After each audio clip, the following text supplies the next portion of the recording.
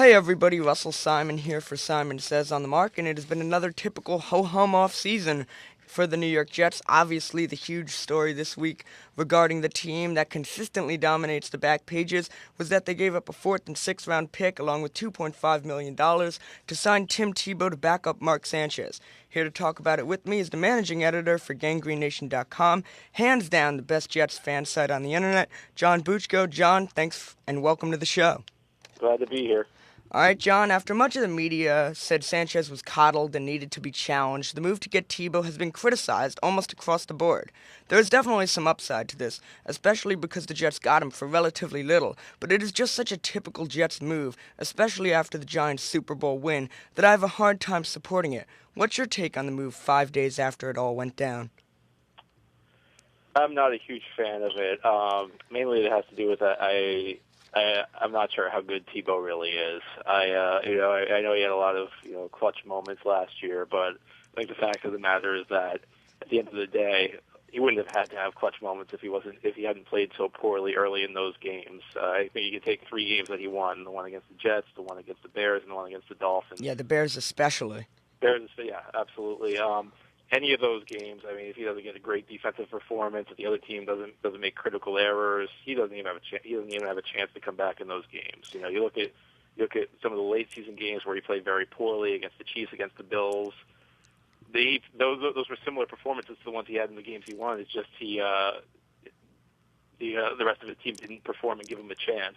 Definitely, and they definitely caught some lucky breaks across the board over the season, especially in Chicago, but you can't deny, and I'm not really a huge pro-Tebow guy at this point, but he had some good moments. I mean, he was maybe a flash in the pan, but that Steeler game where he threw for over 300 yards, there's got to be an upside here for the Jets, right? Well, yeah, I mean, he had that Steelers game he played great, but I mean, I think I need to see more. I mean, I'm not sure we saw him play that well throughout the rest of the year. I mean, I think you can look at any number of quarterbacks. I remember back when Brooks Bollinger was on the Jets. Brooks Bollinger had a handful of really great games, but over the entirety of Tebow's season, he wasn't even a 50% passer. You look at NFL quarterbacks. If you're below 60%, you're really not that good. Tebow wasn't even 50%. And separating some of the hype aspect from the football aspects, he's obviously going to be taking on a different role, and he's going to be very effective, I think, in short yardage situations for an offensive coordinator, Tony Sparano, who loves the ground and pound. This is definitely not going to benefit Sanchez, but in these small doses, how effective do you think he can be in the new offensive system the Jets are going to try and implement? Well, I think in the Wildcat package, he can be reasonably effective. I don't really have an issue with the Jets using him there. I have my 2 issues with the trade were, first of all, the Jets. It wasn't the biggest need the Jets had. Last year they had they ran the Wildcat effectively with Sean Green. They ran it with Jeremy Curley. I'm sure you could stick Joe McKnight in there and have an effective Wildcat. He was great last year. Yeah, I didn't think it was a need. I mean, I know the compensation wasn't that great. I mean, they didn't give up an early pick for him, but that's still a pick they could have used on a bigger need. And, they have all kinds of needs across the board: right tackle, safety, outside linebacker, wide receiver. They only have so much cap space to use on it. So, I mean, even though Tebow's not going to be that expensive, that's money against the cap that they can't use to go and address one of their other needs. And that was the biggest point that I was going to make. You look at a team like Buffalo, plugging a lot of their holes defensively, signing Mario Williams to upgrade their front four, and they're laying the blueprint for success. Now, the Jets, I don't know if they have a blueprint at this point. They gave a huge contract extension to Mark Sanchez, guaranteeing him an extra year, and then they go out and get Tebow when they still have a lot of holes. You've got like the LaVon Landry deal, but this is the Jets team that still hasn't upgraded Wayne Hunter, and I know Mark Sanchez has already gained 5 pounds of muscle, but that's not going to help him that much when he's under attack from Buffalo's front four. This is a Jets team that still has a lot of holes, and getting Tebow doesn't seem like it's the most effective way of time here in the early going in the offseason. You'd agree?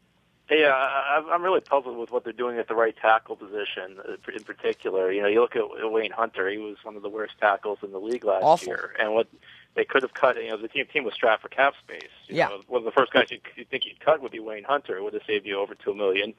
And let me put this together for you. You cut Wayne Hunter, you cut Eric Smith, and you don't trade for Tebow. It's around $5.5 million you saved on the cap. And you can go. That's what Eric Winston signed with the Kansas City Chiefs. Eric Winston was Houston's right tackle. They cut him. excellent right tackle. He really could have filled the need. So essentially, in essence, what the Jets did, the Jets chose Eric Smith, Wayne Hunter, and Tebow over Eric Winston. I'd rather have the rock solid right tackle than the shaky right tackle, the shaky safety, and the wildcat quarterback. I think that would help. I think that would make the team better than what they have. Definitely, and from a downside point of view, this is the Jets team obviously in shambles after the 8-8 finish last year. Santonio taking a pot shot at Sanchez, and Sanchez's leadership has already been in question, so they failed to get Winston. They failed to really upgrade, and they're just, laying Sanchez out to dry and putting him in a difficult situation, especially with Tebow, and Sanchez is going to be the starting quarterback for this team, and Tebow's probably going to be used in short yardage situations. But something that does concern me is what happens if the Jets start out 1-2? What happens when Sanchez has one of these awful games and you get the whispers in the locker room about Tebow, and the fans and the media are going to be clamoring for him? So how is Sanchez going to manage that, even though he said he was a leader after he signed the contract extension? Well, I think Sanchez, when you play in New York, you face adversity. So if Sanchez is good enough, he'll be able to overcome that adversity. My question is more, how are Rex Ryan, Mike Tannenbaum, and Tony Sparano going to handle that? Because a year ago, the coaching staff and front office in Denver were not big believers in Tebow. John Elway and John Fox, they told anybody who would listen, on the record, off the record, Tebow cannot play quarterback in the NFL. There is no way we're starting him. And yet they managed to win the division somehow, in a very weak division, but they still were able to be successful, and then they get Peyton Manning. Right, but you look back at that. They told people there's no way we're putting Tebow in, but eventually the public outcry just became so big. I think that would be magnified in New York. Sanchez starts out slow. There's going to be unbelievable pressure on Rex Ryan to make a change at quarterback. Will he do it? I mean, that's the question. And I think one of the things that it just makes me scratch my head about this trade from the Jets standpoint is you've essentially created a quarterback controversy. When your quarterback's struggling and you bring in a new guy with a big name, right off the bat, people are going to be calling for that new guy to step in. Definitely. Now they're even saying now they've guaranteed the new guy snaps, which is going to, I think, compound the situation. Yeah. As much as anybody, I wanted them to spring in a David Garrard type or a Jason Campbell type to push Sanchez. I think part of that was that these guys are good enough that they could go in if Sanchez faltered, but they aren't good enough that people are going to immediately call for them to go in. That people are going to want to wait and see what Sanchez can do. Right now, they've really put Sanchez in a really tough spot because there's now a portion of the fan base that's going to want him benched no matter what.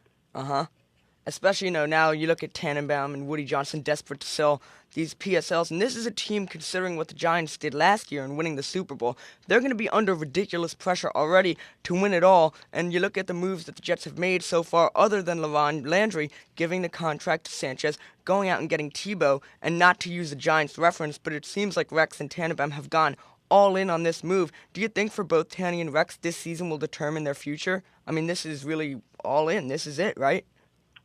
That's a great question. It's kind of tough to say because I think Woody Johnson really does respect the judgment of both of them. So I mean, I'm not really in Woody Johnson's head right now. I think a lot of people assume that their jobs are on the line. It might be. I wouldn't be surprised if they go 6-10 this year that both Tannenbaum and Rex are out the door. Yeah. But at the same time, I'm not totally convinced that they're definitely fighting for their jobs right now.